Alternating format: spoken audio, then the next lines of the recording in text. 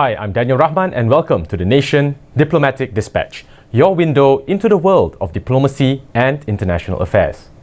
Malaysia and Russia share a long-standing relationship built on diplomacy, trade and cooperation across various sectors. As the global landscape continues to evolve, strengthening bilateral ties remains crucial for both nations. With Malaysia as the ASEAN chairman in 2025, the region's diplomatic and economic engagements are more important than ever. Today we are honoured to have with us His Excellency NAIYL LATYPOV, Ambassador of Russia to Malaysia, to discuss the current state and future prospects of Malaysia-Russia relations in an ever-changing world. A seasoned diplomat with over 4 decades of experience, Ambassador NAIYL has served in key diplomatic postings across Japan and the Russian Ministry of Foreign Affairs before leading Russia's mission in Malaysia since 2019. Ambassador NAIYL is also a regular contributor to local newspapers, providing insights on international relations and Russia's engagement with ASEAN. Your Excellency, welcome to the show. Good afternoon. Thank you for inviting me. And first of all, I would like to express my gratitude to Bernama TV for inviting me here today and granting me quite a unique chance for acquainting your audience with the recent development in Russia-Malaysian relations and recent development in world agenda. As you mentioned, I completely agree with you that our relations are crucial for both countries and we are eager to develop it further. Right. And we'll have a great conversation, I believe. I'd like to start then by taking us and looking at Malaysia's engagement with Russia. In September of last year, we saw Prime Minister Anwar Ibrahim undertook a working visit to Russia, participating in the 9th Eastern Economic Forum in Vladivostok. And one of the things he said in his speech at the local university was, when it comes to the future of Malaysia-Russia relations, it is where history blends seamlessly with progress and when the vastness of Russia meets the boundless promise of Asia-Pacific. Very beautiful, very poetic. Minister, Ambassador, my question is, what were the key outcomes and areas of collaboration from Prime Minister Anwar's visit last year? Yes, thank you very much. I would like to start with emphasizing that Malaysia is a very important and time-trusted partner for Russian Federation in Southeast Asia. Our relations has 16 years of history, and they were based on the mutual trust, mutual beneficial cooperation in different spheres. We have very good relations in different spheres, especially in on international arena, because Malaysia and Russia sometimes have very close or sometimes similar position on different international issues, and of course we are working closely on developing our bilateral cooperation in vast areas. And of course the summit which was held in Vladivostok, as you mentioned, last year, was of great importance, and I think that the most important outcomes of this summit, at least there are two. First of all, from my point of view, this summit changed a little bit an atmosphere in our relations. It became more free or more friendly. And the second thing is that we both leaders stressed that both countries are ready to cooperate in different spheres. I think that the most important outcome in this practical sphere is that leaders discuss some very practical issue concerning the cooperation in very important spheres, as concerning energy, investments, trade, tourism, and our cooperation in education sphere and some others. That's right. And if I may say, in your column, or one of your columns, you wrote that Malaysia is one of Russia's main trading partners in Southeast Asia, and we need to work hard on ramping up the numbers according to our potential. Now, you've just mentioned a few sectors earlier. What emerging industries represent opportunities for Malaysia-Russia collaboration? You see, you mentioned about the numbers of our bilateral trade. According to Malaysian statistics, our bilateral trade last year amounts $2.5 billion. You see, if we compare it with the other countries, maybe it looks not bad, but be frank, I'm personally not satisfied with these figures. I'm convinced that we have a very good potential in trade and should work hard to realize this potential. I think that we have a very good opportunities in energy. I mean, not only supplying, for example, natural resources, gas, gasoline, oil to Malaysia, but opportunities for cooperation in so-called green energy and renewable energy. Then I think that we have a very good opportunities in agriculture. It's you see, it's very maybe strange or funny situation that when Western countries imposed in 2014 different sanctions against Russia, it's appeared that Russia became the biggest one of the biggest producers of different agriculture goods, grain, pottery, meat, and some others, and were ready to contribute to food security of Malaysia. And earlier you also mentioned that Russia has a sizable Muslim population and that Islamic banking is one of the areas that you're also looking to. Yes. You see, in 2023 our government decided to impose as experiment Islamic banking in 4 regions of Russian federations where the dominant populations are Muslim. In total we have about 22-23 millions of Muslims, and we imposed this financial system in Bashkortostan, Tatarstan, Chechen Republic, and Dagestan. And I would like to emphasize that we highly appreciate the activity of our Malaysian partners who helped us to implement this system, because Malaysia is very well known for its high standards in Islamic banking, in halal industry, and we are ready to learn. I know that a lot of Malaysian scholars, businessmen, they visited Russia for several times, and now they're helping us to implement this Islamic banking system. And we also invited some Malaysian teachers to the biggest universities of Russia, for example, Plekhanov Academic of Trade, my alma mater, GIMO University, and they teach students about Islamic finance. And I opened this course of lecture last September, and it was very popular. About 60 students that took part in these courses. That's brilliant. Ambassador, if I may just very quickly ask you, there's been a lot of chatter in Malaysia about nuclear energy, and it is something that the Malaysian government has announced that we are looking into. There's an assessment study and all that. I know Russia is a country that has got nuclear energy, and you talked earlier about alternative clean energy. Do you have any thoughts on that? You see, I think, yes, I know that Malaysian government stopped the nuclear energy program in 2018, That's and now I have some, there are some rumors that Malaysian government are studying about renewing this. Well, it was announced it might be part of the 13th Malaysia Plan. Of course, we are ready to cooperate with Malaysia in this sphere. We have a vast experience in nuclear energy. Maybe you have heard that Russia is building about 26 nuclear reactors in different parts of the world. And as concerning Malaysia, I think it will be very difficult. Maybe it will be difficult. I'm not a specialist in this sphere to build a big reactor, for example. But we can offer you so-called a small or medium-sized reactor, especially floating reactor. It will not load it on the surface. It will be loaded somewhere in the sea. Interesting. And for example, if Malaysian government will agree to such kind of cooperation, Russian government will send these reactors. The ships can be built here. We will train your personnel. We will get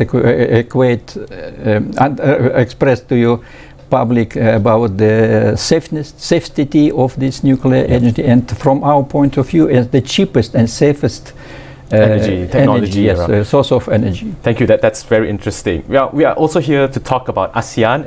2025 is the year of Malaysia's chairmanship of ASEAN, and I know that Russia has been actively engaging with our economic partners in ASEAN. Based on some of the numbers, Russia's trade turnover with ASEAN reached a record high in 2023, approximately growing 14.6% compared to the previous year. So my question is, what are Russia's primary objectives in deepening its ties with ASEAN? You see, you are completely right. We are deepening our cooperation with ASEAN countries in different spheres, and of course we support Malaysians' priorities in ASEAN integrity and sustainability. We completely agree with this and are ready to try to help Malaysia to realize these goals. And from my point of view, we pay the key attention to maybe two directions as concerning cooperation with ASEAN countries. First of all, it's of course economy. Our bilateral trade, if I'm not wrong, last year was about $22 billion, and it's not enough, I think, but we are ready to work to increase this number. And another thing is cooperation in political sphere. In 2018 we became the strategic partner for ASEAN, and in 2 years we implemented a comprehensive plan for implementing a strategic partnership. This plan will be over this year, and I think it's high time to start working on another plan in which we can decide in what spheres we can cooperate. And we pay special attention to our cooperation in the politics sphere, especially in security and stability of this region. And we think that the ASEAN is the main pillar of peace and security and stability in this region, and we hope that ASEAN will be able to maintain this role. And as concerning security issues, we are ready to. We established such kind of mechanism as the annual meetings of high representative, official representative who is engaged in security issues. We have a dialogue on ICT issues and some other issues as concerning peace and stability in Southeast Asia, and of course, as concerning combating terrorism and extremism in this region. You've raised a very interesting point on geopolitical cooperation. As we know, ASEAN has its challenges, such as the South China Sea, the situation in Myanmar. There have of course been a lot of chatter about whether Prime Minister Anwar is doing enough. Now, I know it's very early on. There was this article that came out about how things are not happening already, and for most of us it's only 2 months in. But from your personal observation, having spent time here and observed the political scene, where would you rate the progress of ASEAN chairmanship going so far? See, I think that I'm not in position to say something about Honorable Prime Minister Dato' Seri Anwar Ibrahim leadership and his chairmanship in ASEAN. It's up to Malaysia government and ASEAN countries to decide to what issues to pay attention. But I would like to stress that I know what we don't like in this region. Right. First of all, we don't like the creeping expansion of NATO in this region, because from our point of view it's a threat for stability and security in this region. And we don't like the establishing of so-called minilateral organizations, such for example as AUKUS with the nuclear component, which also from our point of view will disturb, will be threat for international regional security and stability.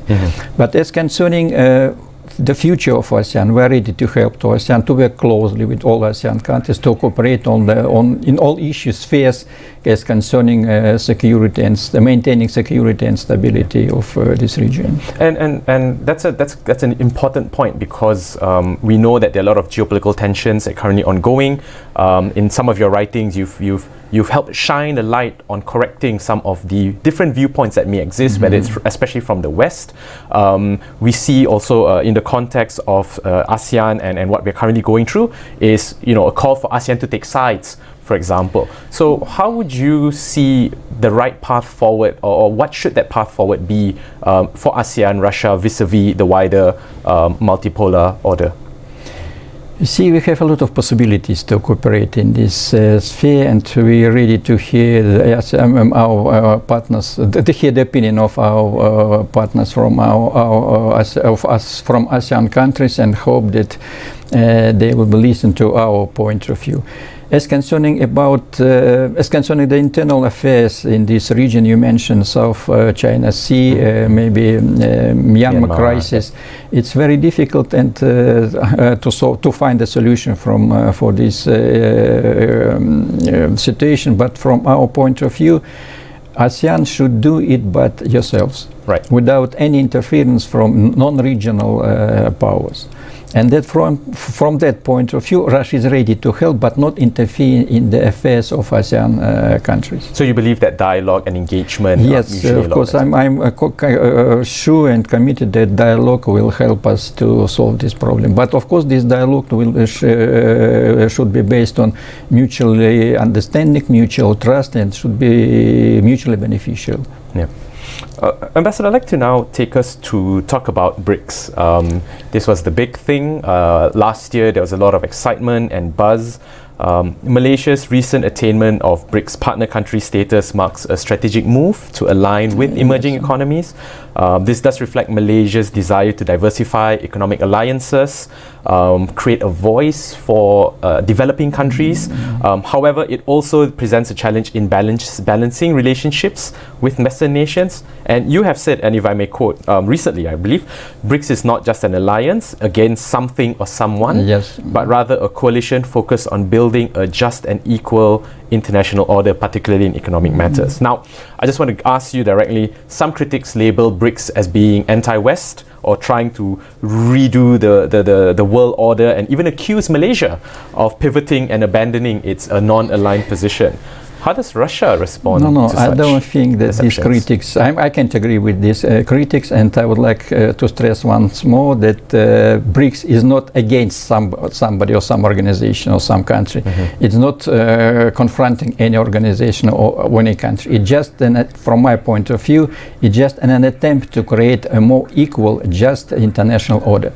You see, we should recognize that the current world order is dominated by only one power, and it's quite evident that this system is changing, and it's inevitable. This change is doomed from our point of view, and we should create something new. Right. And from our point of view, we should create a system in which the voice of each, despite scale of economy, despite the scale of the country, the voice of each country should be heard. Right. And from that point of view, I think that the BRICS is very good organizations which are ready to hear the voice of each country. Now you know that there are 10 countries in the BRICS. There are some countries became a partner, and we highly appreciate Malaysian government decision to become a partner country to the BRICS, and I hope that this decision will help Malaysia to diversify its economic ties, because, to be honest, now it's concentrated on China, United States, and Western countries. But from our point of view, BRICS gives us an opportunity to broaden our trade partners and deepen our economic collaboration with other partners. And once more, it's not against any other country or group of countries. Right. No, on that, I would be remiss if I didn't mention Donald Trump, who has come out and, to some extent, felt very ireless towards BRICS, especially the threat to impose tariffs if there's a new currency, though that, that conversation is taking, whatever that conversation may lead to. Now, may I get your thoughts then on what this presidency might mean for ASEAN and even BRICS and the Russian relationship with the existing partners? You see, I think that it's maybe a little bit early to speak about Donald Trump's attitude to ASEAN. But of course, we should remember that during his previous administration, he didn't visit ASEAN countries and took part in ASEAN events. What kind of Donald Trump we see nowadays, I don't know. I would like to guess. I think that now he was very busy with very urgent problems of the United States and United States policy. Maybe in several, days, weeks, or months, he will declare his policy towards ASEAN. I don't like to mention different newspapers and articles saying that Donald Trump is not interested in ASEAN countries. He is not interested in Asia. I'm not ready to comment such kind of thing, and I think that we should wait and see what steps President Donald Trump will take in Asia, particularly in ASEAN countries. Of course, we have seen Russia and Malaysia taking similar positions when it comes to the situation and the very dire situation that we see in Gaza, for example. Now, in light of the changing dynamics, again, and also putting what President Donald Trump may have said recently, where do you see the need for this morality within the world order to come back? How can we bring that back as the central focus of the wider discussion that we are having? Bring back what? We see different positions being taken by certain Western countries when it comes to Gaza. Malaysia and Russia have taken the same. Now, I'd just like to get your thoughts on where do you see the path, or where is this leading us to in the next few months or so? You see, I think it's a very difficult issue. It's very well known the situation in Gaza Strip and in Palestinian regions worsening, and how to solve these situations. I think that we should do our best and to try to create something for this region. You see, during the previous American administration, they ruined a different mechanism which was created by the United Nations, and which was aimed on solving Palestinian issue and the Middle East crisis. All this mechanism was demolished by some group of countries. And I think that our main task in this situation that we should maybe rebuild some of them, to try to rebuild them and try to use this existing mechanism for solving this very urgent issue with a very big humanitarian component, because a lot of people are suffering. You know that so more than 40,000 Palestinians were killed, more than 100 were wounded. They were dispatched, their homes were ruined, burned, hospitals were ruined, a lot of people, especially children, are suffering.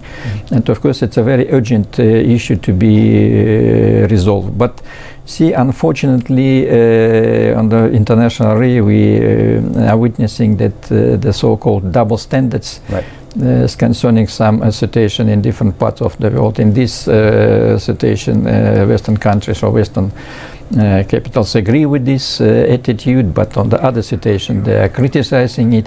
I think that we should create the joint standards for all the situation. And from our point of view, all these standards are implemented in the United States Charter and international law.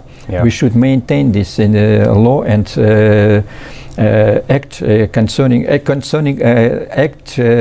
as it was decided in international law and in the United Nations Charter. Of course, I've read your writings, especially on what's currently happening with Ukraine, and you've also taken a position to air out a different perspective, especially since we can see media having, taking a particular side. And I must admit, even for me, being overwhelmed with one side of the narrative over the other.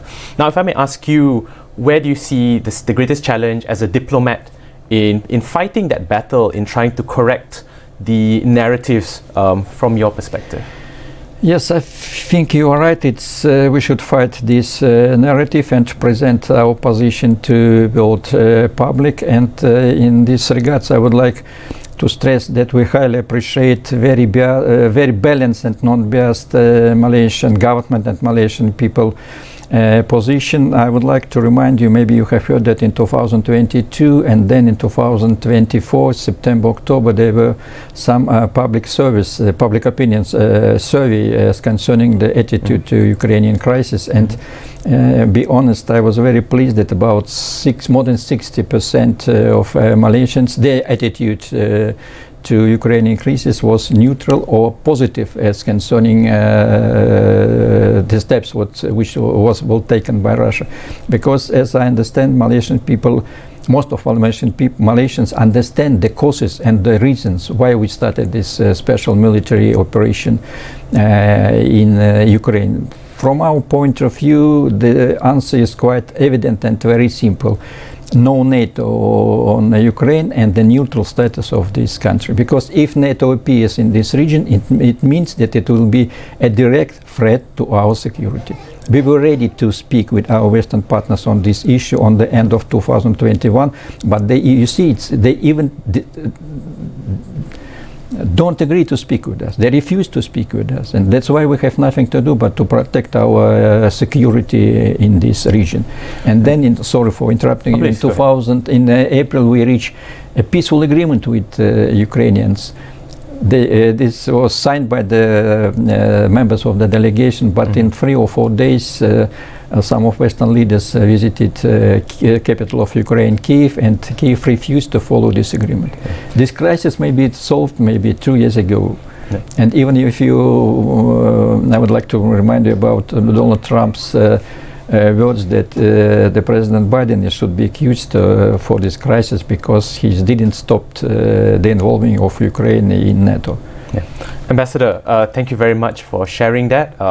We've covered a wide array of topics from ASEAN to BRICS to the various crises around, and perhaps if there's an opportunity we can continue this discussion at a later date. Unfortunately, we've run out of time. Thank you. So once again, for those of you at home, Malaysia and Russia's relationship continues to evolve, adapting global changes and new possibilities. You've heard from the ambassador himself about Malaysia's position and Malaysia's society that has adopted a wide perspective to what's currently happening, and this relationship could bear very positive fruits for both countries in the future. On that note, I'm Daniel Rahman, and thank you for joining me on The Nation Diplomatic Dispatch. Until next time, take care.